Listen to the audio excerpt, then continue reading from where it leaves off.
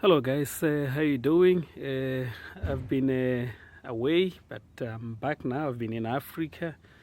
I'll share some videos of what I was doing in Africa. Okay, but in the meantime, I'm working on the Citroen. Okay, so let me turn the camera around.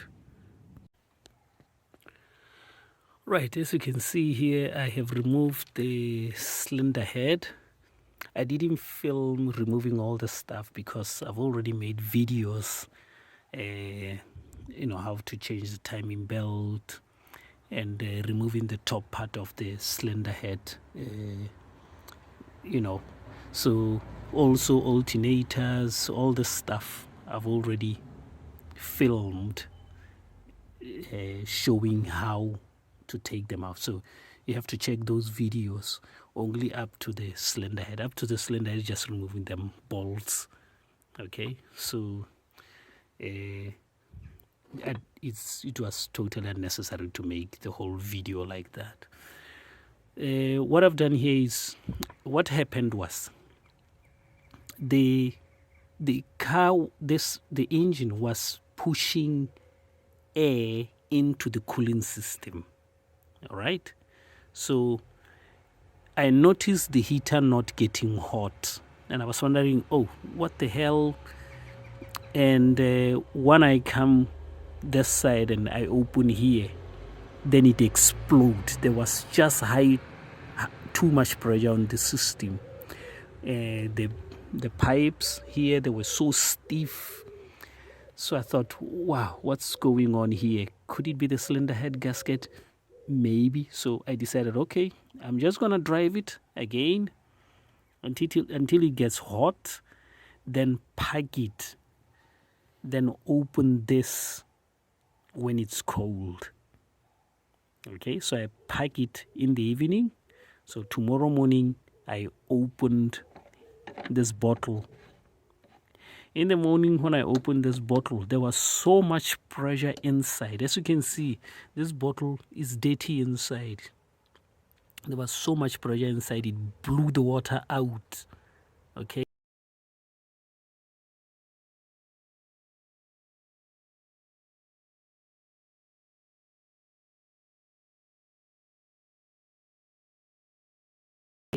So I knew then that is definitely the cylinder head gasket. The cylinder head is warped, so it got hot and it got bent. So the pistons, as they push air up in the compression stroke, some of the air is getting into the cooling system. This is why the heater there wasn't working, because there was just air trapped inside there, so you couldn't get hot water inside there. So I decided, okay, I'll go to Africa, and when I come back, first thing will be to remove the cylinder head, to take it to go skimming, and then put a new gasket, then put the cylinder head back. So it looks like it's a big job, but to be honest with you, I've done this many times now, so it's okay. It's not a very hard thing to do. So all I have to do now is just clean it before I put everything back. Okay, the injector pump here, no issues here. What's going on here? Okay, no issues here, that's fine. The EGR was starting to get dirty again, look at that. So I have to take it out again. Actually, the thing is just holding with this pipe and the other pipe on the other side. It's not a big deal. I can take it out, wash it again, because it's already dirty again. So the tappets are here. I put them here, starting from there, because I want the same tappet to go exactly where it was. That is the first one from this side of the engine, going all the way down to the last one, which is this side here. So I put them there. Okay, what else? it's not hard. This is straightforward. Yeah, so it's not very hard thing to do. I'm used to this. So now you may ask yourself, why didn't I just take the other engine? Because I have another car, just swap the engines. I thought this is going to cost me £100 to do.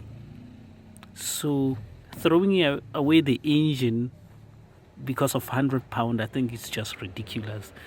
The engine is still in very good shape. I can, drive maybe another 100,000 miles after putting the cylinder head on. My aim was 200,000 miles. I'm at around 180, so it's 20,000 miles left plus bonus. I think I can live with that. All the screws and bolts are here. As you can see, I've put them in sections and I've taken pictures, recorded. They start from here going all the way. So once I put this cylinder head back on, it starts from here. Take them one by one going all the way until I finish. Okay, these I bought new ones. The guy who was skimming, he recommended me putting new ones because he said it may have overheated, so these will be a bit stretched. I don't know how true that is, but that's just how it is. Okay, so that's what I'm going to do. What else? Yeah, washing. I'm going to get soap while this is here. Pour soap here and just use a brush to wash all this. This is where oil from the table gets in. So it comes up here into the table, then down there back into the engine. So that's how it is. I will film again the last video, just showing you after putting everything back together. All right. One more thing I forgot to say was with the timing here, that you put pins. You have to put, there's a hole here on the crankshaft that you have to put a pin to align it with the pin. There'll be another one. There's another one here on the injector pump. This can move easily, so it doesn't really matter putting a pin here, because you can always move it with your hand, put it back here. Okay, on the cylinder head there's another pin as well. If you watch one of the videos I was doing this when I was changing the timing belt, you will see how this is done. So all I can say is, if you have any questions or you don't understand something here, it's best to ask, then we can explain, or other guys will help me out and make some clarification if my explanation is not clear.